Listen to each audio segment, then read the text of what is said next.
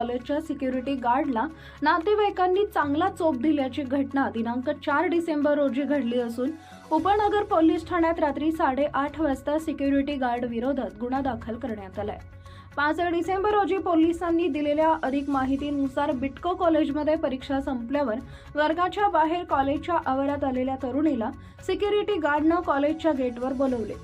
तू कोणत्या मुलासोबत जाणार आहेस, तुला बॉयफ्रेंड आहे का, असं बोलून त्यानं तरुणीचा हात धरून तू माझ्यासोबत येशील का असं म्हणाला। तरुणीच्या स्त्री मनास लज्जा उत्पन्न होईल असं कृत्य केले। हा सर्व प्रकार तरुणीनं घरी सांगितल्यावर नातेवाईकांनी गेटवर सिक्युरिटी गार्डला जाब विचारत चांगला चोप दिला।